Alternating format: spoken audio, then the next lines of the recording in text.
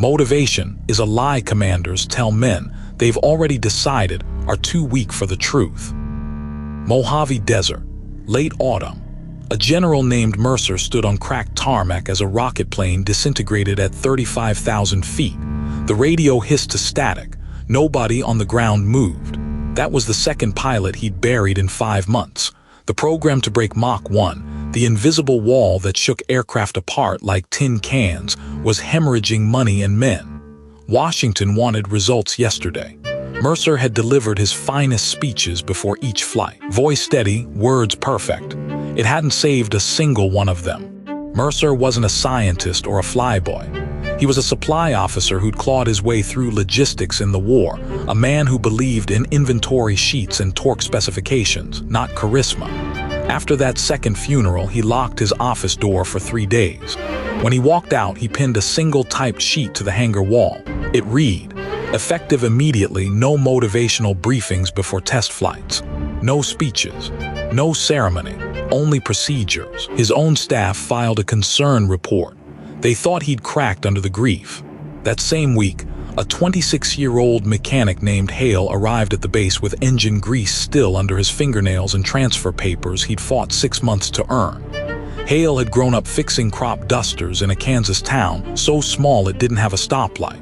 He could strip a radial engine blindfolded, had done it once on a bet, but he'd never flown higher than 12,000 feet. The other pilots, pedigreed, combat decorated, polished, looked at him like a stray dog that had wandered onto a runway.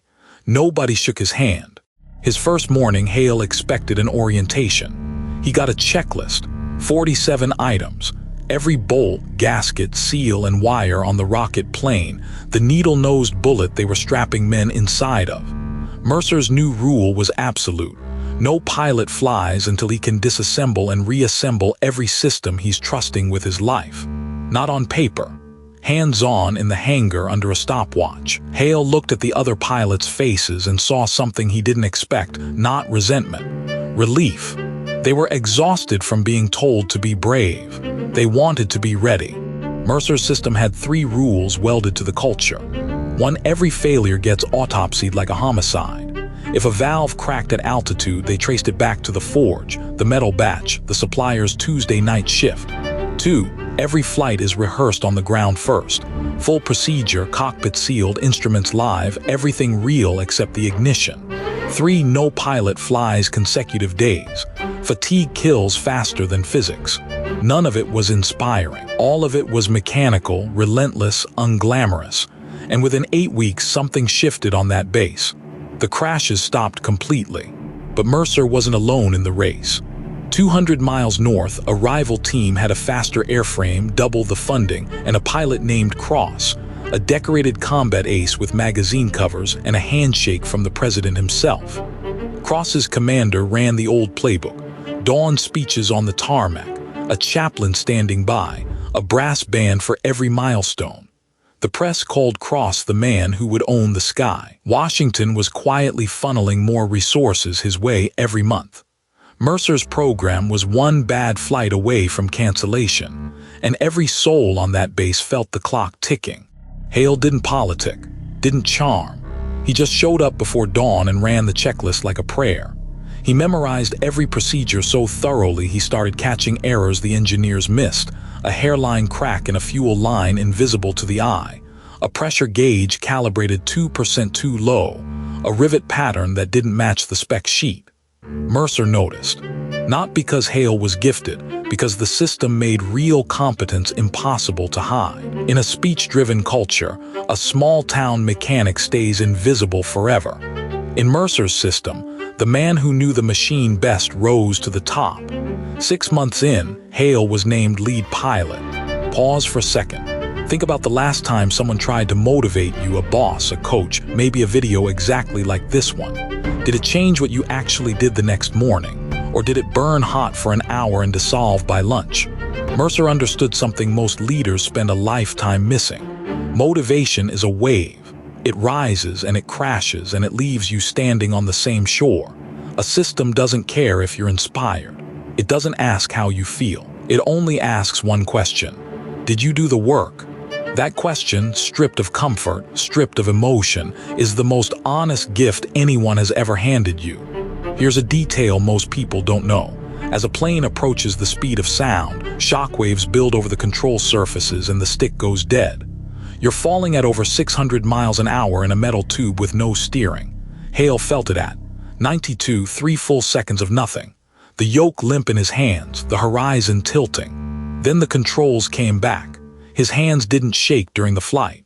They shook that night alone in his bunk, staring at the wall, considering for the first time what it would mean to walk away. What Hale didn't know, what nobody on the base knew, was that Mercer had already staked everything. The week before, he'd handwritten a letter to the high command, not a request for more time, a guarantee. Break Mach 1 within 30 days or I resign my commission. 30 years of service folded into an envelope sealed with wax, mailed from the base post office while everyone slept. If Hale failed, Mercer's entire career was ash. But he never told Hale, never tried to fire him up with the stakes. He walked into the hangar that morning and asked the only question his system allowed. Did you run the checklist? 2 weeks before the scheduled attempt, news rolled in from the north like a storm. Cross, the favorite, the ace, the magazine cover, had pushed to Mach 97 and lost control. Aileron flutter ripped the wing clean off. The plane cartwheeled into the desert. Cross survived barely. Shattered collarbone, grounded indefinitely, program frozen. The speech and courage approach had sent a man screaming toward a wall on adrenaline and applause. And no one had built a process to catch the flutter data sitting in their own telemetry logs. It had been right there, in the numbers, waiting for someone to look. The morning of the flight, Hale woke up with 2 cracked ribs. He'd fallen breaking a horse the evening before, stupid, reckless, the kind of off-duty accident that ends a program. The base doctor said the G-forces past Mach 95 could drive a fractured rib into his lung. Hale had a choice. Report it, delay the attempt maybe permanently, with Washington already drafting the cancellation memo, or stay quiet and climb into that cockpit knowing his own body might betray him before the barrier ever did. He said nothing.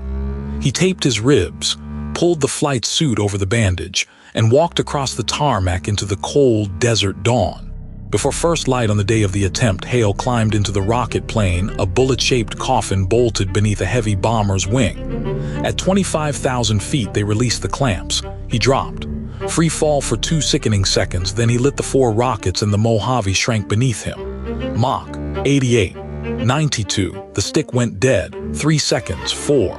Then at 96, the controls bit again. The engineers had redesigned the entire horizontal tail based on Mercer's failure autopsies, every crash traced, every fracture cataloged. The system had predicted this moment.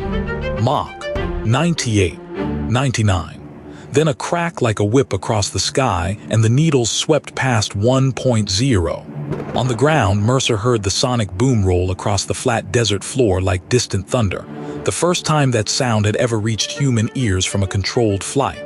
He didn't cheer, didn't pump a fist.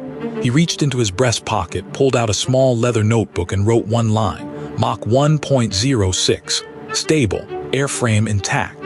Around him, engineers were throwing hats, shouting, grabbing each other. Mercer walked to the radio shack alone, dialed Washington and spoke in the same flat voice he used for supply requisitions. The barrier is broken. Recommend Mach 1.5 testing next quarter. No victory speech. The system had delivered. That was the speech. Here's what Mercer proved on that desert, something most people still haven't absorbed, even 80 years later. You don't rise to the level of your motivation. You fall to the level of your systems. Every pilot on that base had courage. Every one of them believed.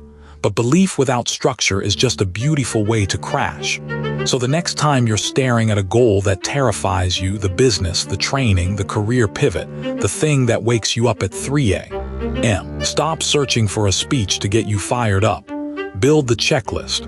Run it every single morning. And let the system carry you past the exact point where feelings quit. Hale flew 31 more missions after that morning. Mercer never once told him he was proud, just handed him the next checklist, the next procedure, the next impossible number. Years later, Hale said those checklists meant more to him than any medal he ever wore, because they were honest. They didn't flatter. They just asked him to show up and do the work. If you're grinding through something right now that nobody sees, building in silence, running your own checklist when it's thankless and dark, this one was for you. The checklist broke the barrier, not the speech. If you're done waiting for inspiration, subscribe. This is your crew. I'm Cole. Subscribe, a new story like this every evening.